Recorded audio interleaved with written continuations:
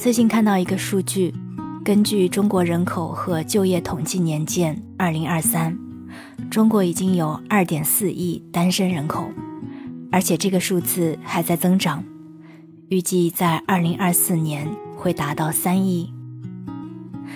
不恋爱、不结婚的人越来越多，但也有一些人还在犹豫不决。他们想单身，可是又担心自己到了以后会后悔。那么我们就先来聊一聊，为什么有人会选择一辈子不恋爱或者不结婚吧。这个其实和个人的特质有关。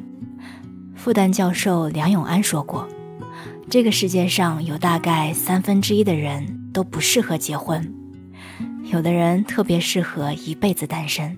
比如我的一个朋友小安，她是一个中年单身女性，经常在不同的城市旅居。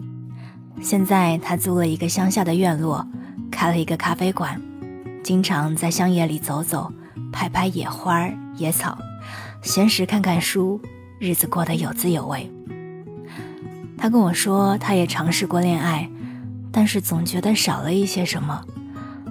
她不喜欢和人沟通，但她喜欢书籍。她在人群当中会感觉到孤独，但是在大自然中却很自在。她就是很不喜欢身边有一个人在，要把注意力放在别人身上，对她来说真的太累了。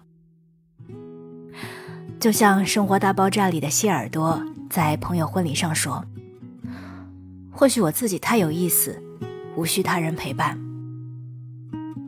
其实很多著名的人都是单身，这反而会让他们的创造力得以释放，孤独才是他们的存在之道。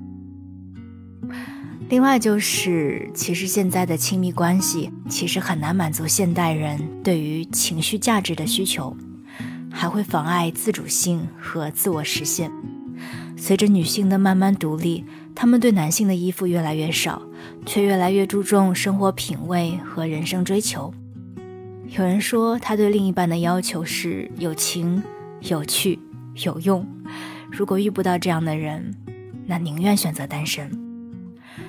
还有一些人，他们在两性关系当中的体验并不好，恋爱当中总是有很多重复的负面感受，比如说被忽略、控制欲、讨好等等。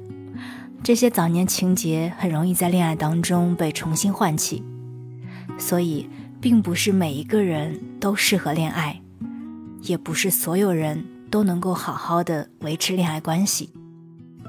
那么不恋爱不结婚，人生会有缺憾吗？其实这个问题真的是因人而异。有些人觉得很多高质量的关系就可以替代恋爱，比如说好朋友。单身的人也可以通过其他的途径获得充实感和价值感，比如说工作、兴趣爱好，还有赚钱。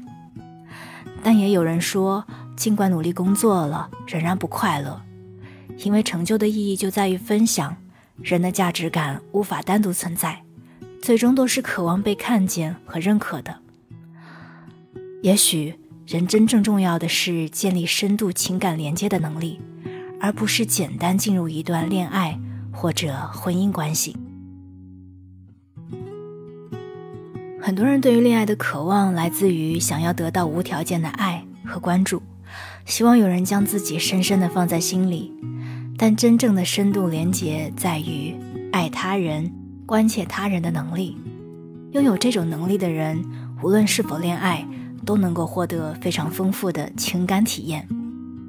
他们可能拥有坦诚相交的好朋友，与周围人的关系融洽，情感的交换真实而深入。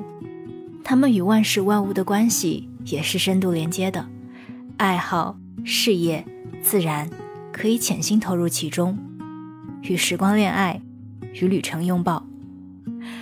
正如经济学家薛兆丰说过的，如果世界上有2个人是彼此一生的唯一，那他们可能终其一生都不会见面。大部分爱情只是在合适的年纪遇上差不多的人，努力经营一份平淡而已。即使一辈子不恋爱，也不过就是缺了一朵最美的花儿，一道自有滋味的菜。生命即便缺了这一个音符，也依然可以奏出美妙的乐章。当然，这并不是在否认恋爱和亲密关系的美好。上野千鹤子曾说过，如果能有这样的关系，人生应该会更精彩，因为人可以从这种关系当中学到很多东西，彼此会受到伤害，然后共同学习成长。如果回避恋爱是在回避自己的人生课题，我们大可向前一步，正视和克服它，避免陷入假性单身。如果不恋爱是顺应内心的选择，也要看到未来的挑战，做好充分的心理准备。首先要找到属于自己的灵魂出口，比如大作家博尔赫斯年轻的时候情路坎坷，但文字是他的灵魂出口，给世人留下了宝贵的精神财富。找到自己独特的灵魂出口，可以很好的滋养自己。爱情不是必需品，但人生需要丰富的体验。孤独是单身人士的困扰，当衰老来临的时候，这尤其成了人生大敌。心理学认为，回忆是一个人在年老时的精神支柱，年轻时的体验决定了晚年的生活质量。这就意味着我们要对外界有充足的好奇心和探索欲望，努力再努力去积攒丰富的回忆。其实很多人现在都比较喜欢批判那一些过于投入感情的人，我们称之为恋爱脑，他们就认为搞钱才是最重要的。但是单纯的搞钱未免把人太过于工具化了。情感是很重要的人生体验，无论是亲情、友情还是爱情，真诚的感情都是值得去体验、投入和付出的。